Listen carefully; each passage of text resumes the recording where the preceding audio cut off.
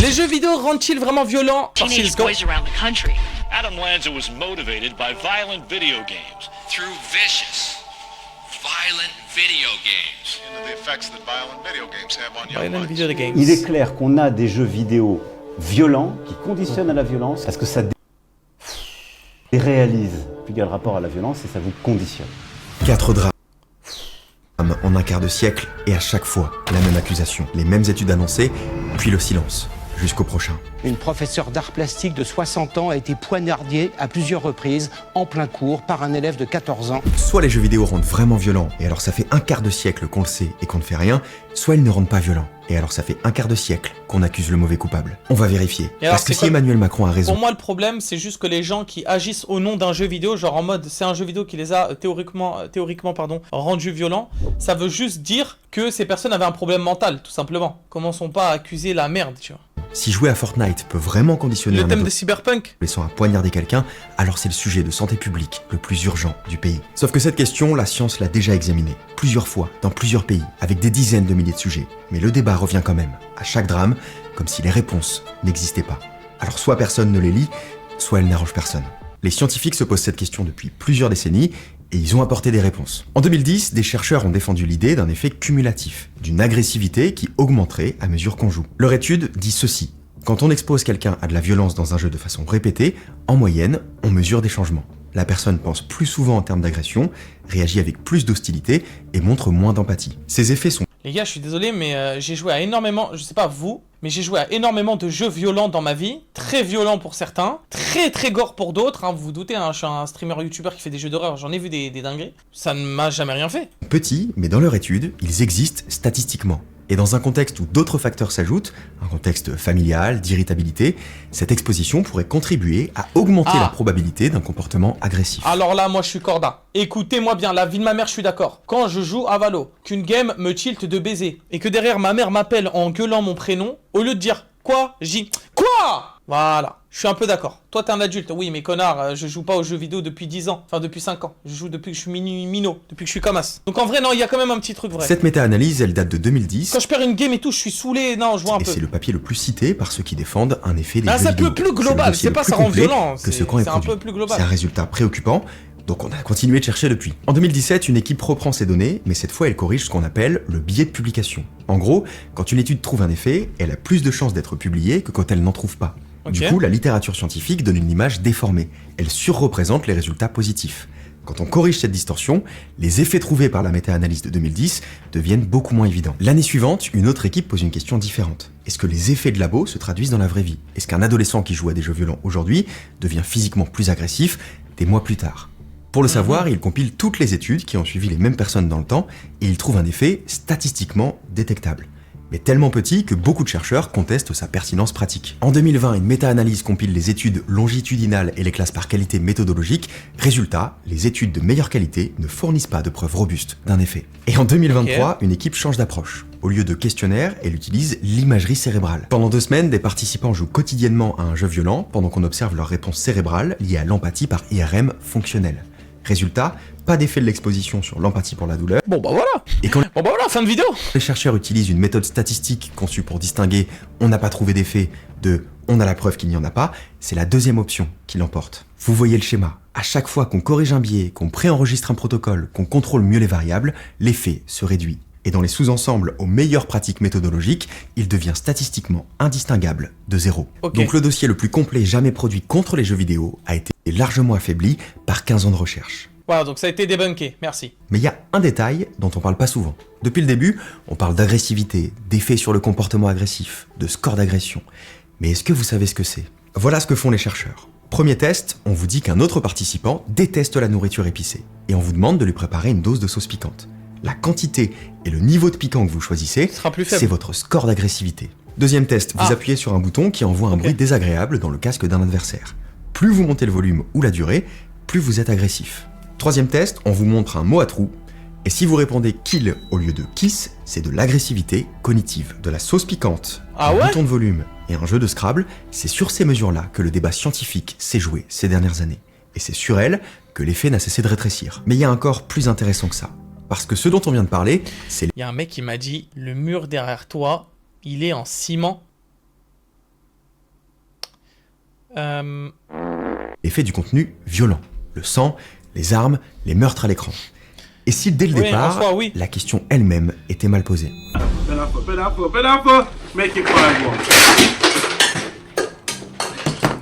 FIFA, c'est un jeu de foot. Moi, hier sur Poppy, quand j'ai jeté ma souris contre le mur, hein.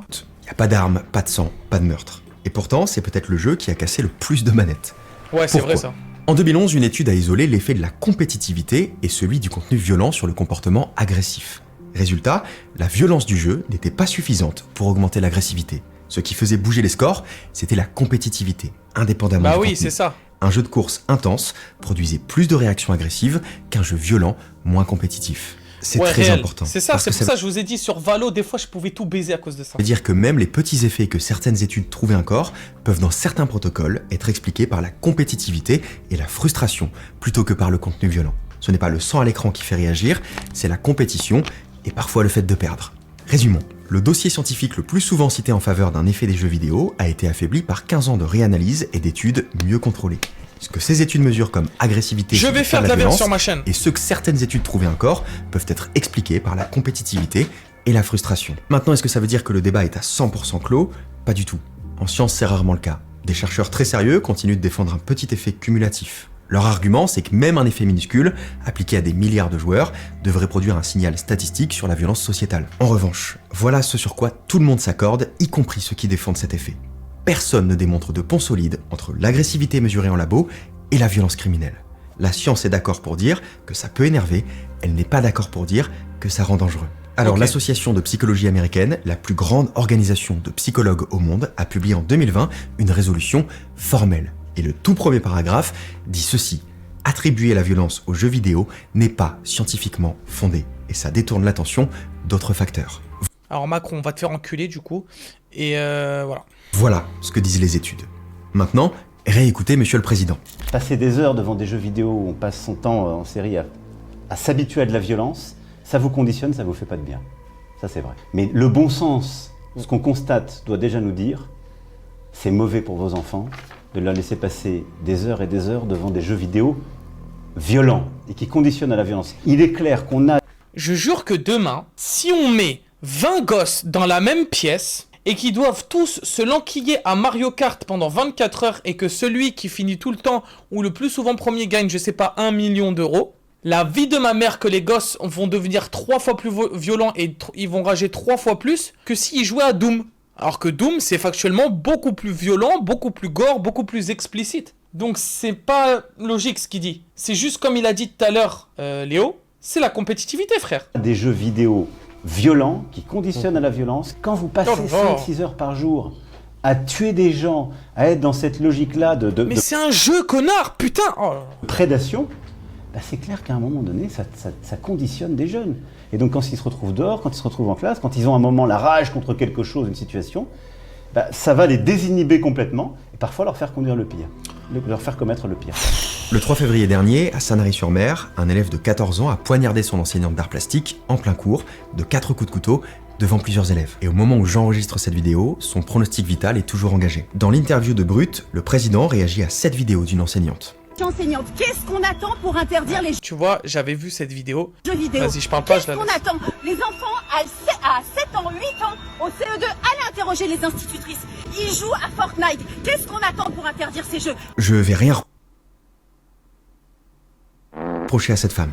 Elle a peur, elle est en colère, et elle cherche un coupable identifiable dans un moment où tout semble hors de contrôle. Oui, ça c'est Mais vrai. qu'est-ce qu'on sait vraiment de cette affaire? On sait que l'adolescent a reconnu les faits en garde à vue et que c'est une vengeance personnelle. Il a dit qu'il avait trop de haine contre son enseignante, qui avait rédigé la moitié des 10 incidents disciplinaires inscrits à son encontre sur Pronote depuis la rentrée.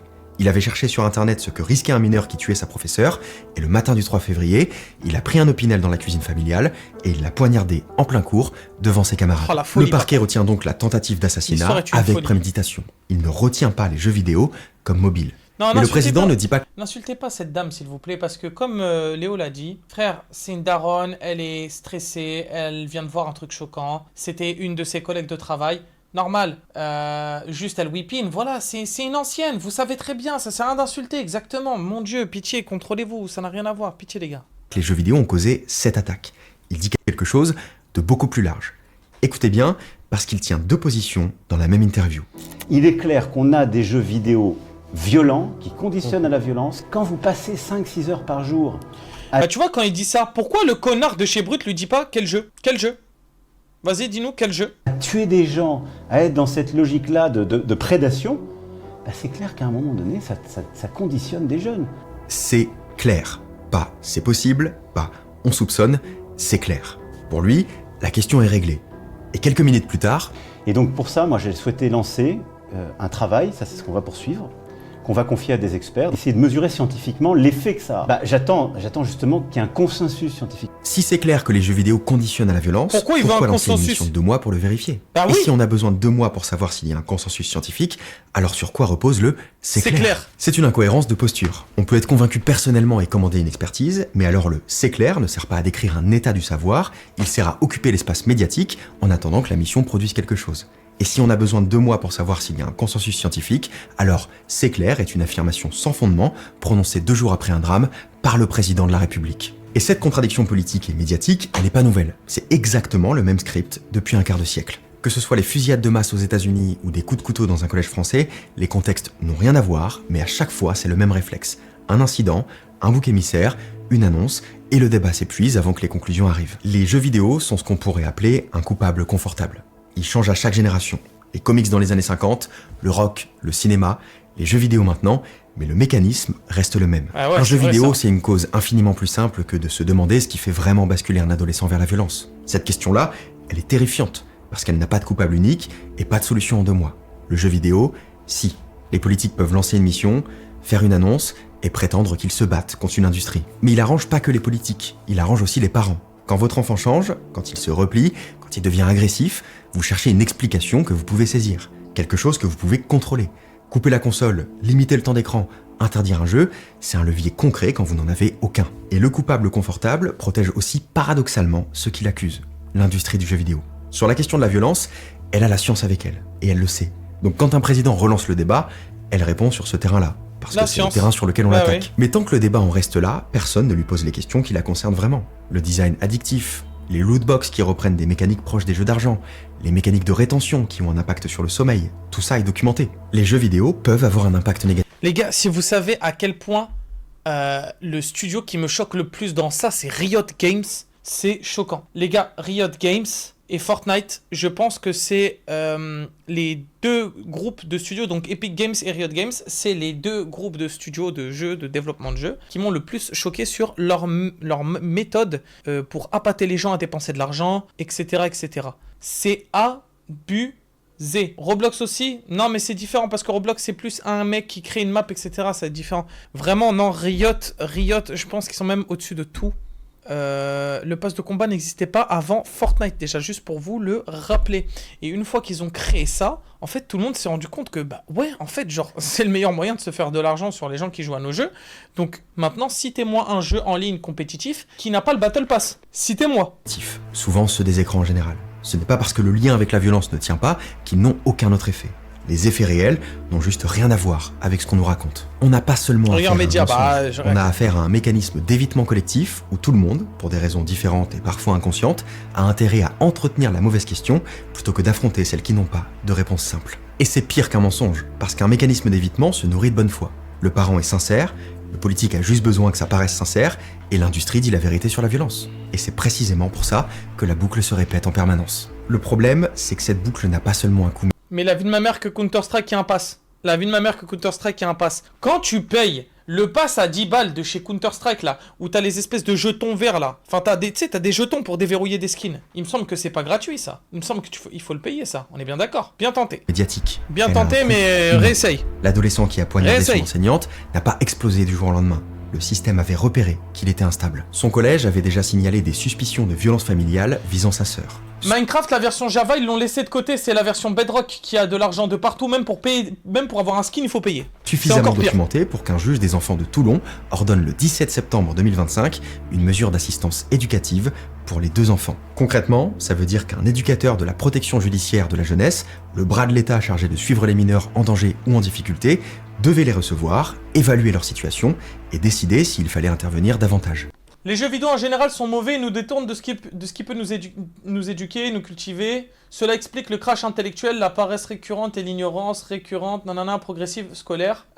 Ils nous font agir quotidiennement comme automatisés, comme des automates, nous conditionnent et nous empêchent de penser par nous-mêmes, ce qui crée une éventuelle dépendance. On remarque également que pour appuyer cet argument, qu'une fois plongé dans ces jeux vidéo, il est très difficile d'en sortir. Bien tenté, Lee David, mais les jeux vidéo m'ont fait apprendre l'anglais, les jeux vidéo m'ont fait apprendre un maximum de trucs comme Minecraft, qui m'a éduqué sur plein de choses. C'est le pire argument possible et inimaginable, ça développe des sens. Non, c'est le pire argument que j'ai jamais vu de ma vie. Le paragraphe sous ChatGPT, mon gars. Ce rendez-vous avait été fixé au 5 février, 4 mois et demi après la décision du juge, et 2 jours après le passage à l'acte. En gros, l'entretien n'a jamais eu lieu. Pourquoi avoir attendu 4 mois pour ce rendez-vous? Parce que les services sont saturés. La Cour des comptes... Non, c'est réel. Les jeux vidéo sont ludiques. Si les jeux vidéo n'étaient pas ludiques, pourquoi en Suède ils jouent à Minecraft à l'école? Et pourquoi Minecraft a une version éducative? Dans son rapport de mars 2023 sur la pédopsychiatrie, donne le délai d'attente moyen pour un premier... Les jeux vidéo, il y a des histoires sur lesquelles on vous sensibilise, sur des métaphores sur le harcèlement, des sujets de société, etc. Arrêtez. Rendez-vous en médico-psychologie. 21 jours pour un adulte. GTA 5, tu le prends de loin, c'est une analyse concrète et parfaite et vraiment pointilleuse sur la société actuelle. Je te jure que c'est vrai. Même pour un adulte, tu peux y prendre le temps de comprendre, etc. 116 voilà. pour un enfant ou un adolescent. Si Donc c'est un toi, adulte qui va mal attend 3 semaines, quand un gamin attend un trimestre entier, dans un système médical qui se vide. En 2010, la France comptait 3113 pédopsychiatres. En 2022, il en restait 2039. Une chute de 34%. En 12 ans. Pendant que le débat sur les jeux vidéo tournait en boucle, les seules personnes capables d'identifier un adolescent en souffrance avant qu'il bascule disparaissaient du système. Vous ne le saviez probablement pas, parce que cette question, pourtant évidemment directement liée au problème, occupe beaucoup moins d'espace médiatique que celle des jeux vidéo. Quand un adolescent va mal en France, c'est le service public qui est censé le rattraper. Les centres médico-psychologiques portent l'essentiel de la pédopsychiatrie de première ligne, et la protection judiciaire de la jeunesse relève de la fonction publique d'État. Les postes, les budgets, les effectifs, tout ça dépend directement de l'exécutif. C'est donc la responsabilité du gouvernement et c'est la responsabilité du président de la République. Sauf que former un pédopsychiatre, ça prend 10 ans. Recruter des éducateurs, ça veut dire des postes. Mais bien sûr des que The salaires, Last of Us c'est et des philosophique. moyens sur la durée. Régler ce problème, ça demande un plan qui se compte en années et en milliards. Alors que lancer une mission sur l'impact des jeux vidéo et laisser les éditeurs se défendre de résultats d'études qu'on n'a pas encore menés, c'est beaucoup plus accessible. Et c'est politiquement efficace, jusqu'à ce qu'on en ait encore besoin. Jouer à la violence ne fait pas passer à l'acte criminel. Mais on n'a pas vraiment passé un quart de siècle à chercher si les jeux vidéo rendaient les enfants violents. On a passé un quart de siècle à poser la mauvaise question, parce que la bonne coûte trop cher. J'ai joué à GTA beaucoup trop jeune. J'ai joué à Call of Duty, à Counter-Strike des nuits entières, à des jeux où il fallait arracher des cœurs à main nue. J'ai passé des milliers d'heures dans des mondes conçus autour de la violence. Mais ces heures-là, c'était aussi des voix dans un casque à 3h du matin. Des gens que j'ai jamais rencontrés, mais qui sont devenus des amis. Parce que dans un jeu, personne ne sait dans quel collège tu es. Personne ne sait à quoi tu ressembles. Si t'as de l'acné sur toute la figure, personne ne le voit. Si tu manges seul à la cantine tous les jours, personne ne le sait. Dans un jeu, t'es pas le gamin bizarre du fond de la classe. T'es celui qui couvre le flanc gauche, celui qui appelle les rotations, celui à qui on dit bien joué. Et c'est peut-être la seule fois de la journée que quelqu'un te le dit. En ce moment, pendant que vous regardez cette vidéo, un adolescent est peut-être en train de basculer. Et il n'a personne à qui parler. Sauf peut-être à une voix dans un casque. Merci à tous, merci à Trade Republic. C'était Léo Duff.